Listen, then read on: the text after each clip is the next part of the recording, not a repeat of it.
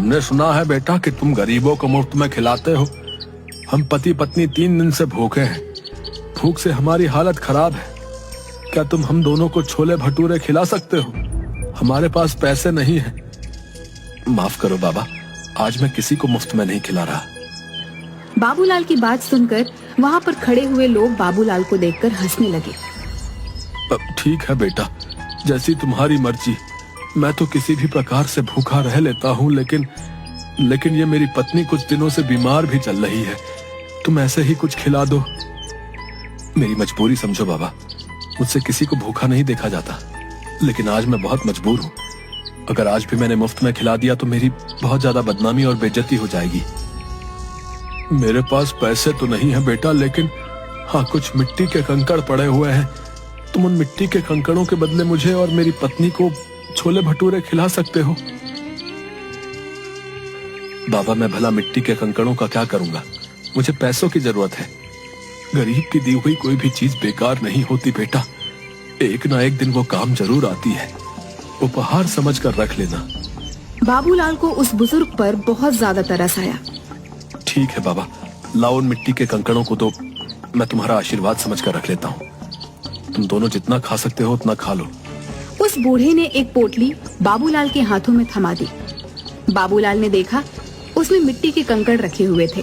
बाबूलाल दोनों पति पत्नी के लिए गर्मा गर्म छोले भटूरे बनाने लगा।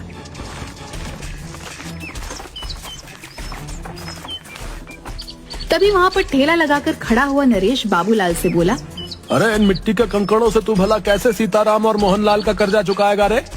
बेवकूफ आदमी, इतनी बेइज्जती होने के बाद भी तेरी कुछ समझ में नहीं आया? नरेश, मेरी जिसे मर्जी चाहेगी मैं उसे मुफ्त में खिलाऊंगा। तू कौन होता है मुझे रोकने वाला? जाकर बोल देना अपने मुखिया को। मुखिया का चमचा कहीं का। 3 दिन बाद जब मुखिया उन दोनों से तेरे सर पर चप्पलें पड़वाएगा ना, उस दिन मैं तुझसे बात करूंगा। हाँ, मुझे भगवान पर पूरा विश्वास है, वो दिन कभी नहीं आएगा। इतना कहकर बाबूलाल फिर से छोले भटूरे बनाने लगा, मगर देखते ही देखते वह बूढ़े पति पत्नी बाबूलाल के सारे छोले भटूरे खा गए। बाबूलाल जरा सा चेहरा लिए उन्हें देखता रह गया। उसने देखा उसके ठेले पर अब कुछ भी नहीं बचा था। बाबूलाल चुपचाप अपने घर चला गया। क्या हुआ, आज दोपहर में ही कैसे चले आए? कहीं आज भी सारे छोले भटूरे कहीं बांट तो नहीं है? निर्मला, मुझसे इस वक्त बात मत करो। अरे तो फिर और किससे बात करूं? अपना सर दीवारों पर मारूं क्या? मेरी तो सोच सोच के हालत खराब होते जा रही है कि 2 दिन बाद क्या होगा। वैसे तुम कभी शाम से पहले घर नहीं आते, आज क्या हुआ? बाबूलाल ने अपनी पत्नी को सारी घटना बता दी। हे भगवान, इस आदमी का मैं क्या करूं? इसने तो बेवकूफीपन की सारी हदें पार कर दी। अरे उन दोनों को सारे छोले भटूरे खिलाने की क्या जरूरत थी? मुझे क्या पता नहीं था। मुझे लगा था कि वो 2 या 3 से ज्यादा नहीं खाएंगे, लेकिन उन्होंने तो देखते ही देखते सारा ठेला साफ कर दिया।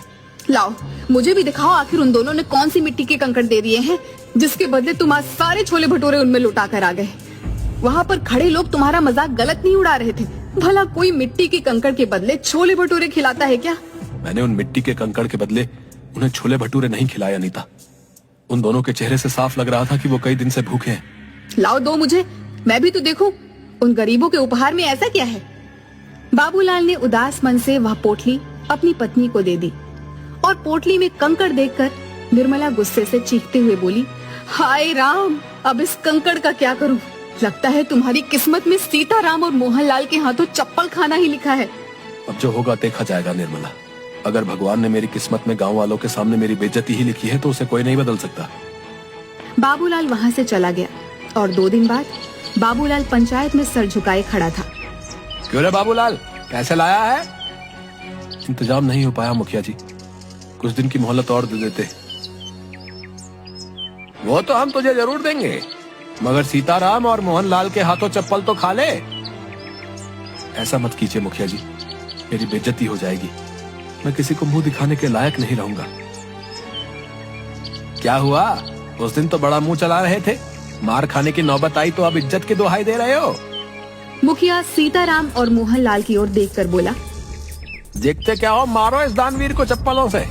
बड़ा दानवीर बना फिरता है, मक्कार कहीं का। मुखिया की बात सुनकर मोहनलाल और सीताराम बाबूलाल को चप्पलों से मारने ही वाले थे कि तभी वहाँ पर बाबूलाल की पत्नी निर्मला आ गई। खबरदार, जो मेरे पति को किसी ने हाथ भी लगाया। क्यों रे बाबूलाल की पत्नी, तुझे पता नहीं तेरे पति ने दोनों से कर्जा लिया था? तेरी इतनी हिम्मत कि तू मुखिया के आदेश को चुनौती दे? मुखिया की बात सुनकर निर्मला ने मोहनलाल और सीताराम के पैसे मुखिया के मुंह पर मार दिए। ये लो पकड़ो इन दोनों के पैसे, आइंदा मेरे पति के ऊपर आंख उठाकर भी नहीं देखना। तू ये पैसे कहाँ से लेकर आई? तुम्हें इससे मतलब? तुम्हें इनके सारे पैसे चाहिए थे ना, और इनके पैसे मैंने तुम्हारे मुंह पर मार दिए। बाबूलाल निर्मला के पास पैसे देखकर हैरान रह गया। बाबूलाल ने आहिस्ता से निर्मला से पूछा, निर्मला तुम ये पैसे कहाँ से लेकर आई? घर चलो मैं तुम्हें सब बताती हूँ। बाबूलाल निर्मला के साथ घर पर आकर बोला, अब बताओ भी निर्मला तुम ये पैसे कहाँ से लेकर आई? आज जब तुम्हें मोहनलाल और सीताराम पकड़कर ले गए थे तो मैं फूट फूट कर रो रही थी।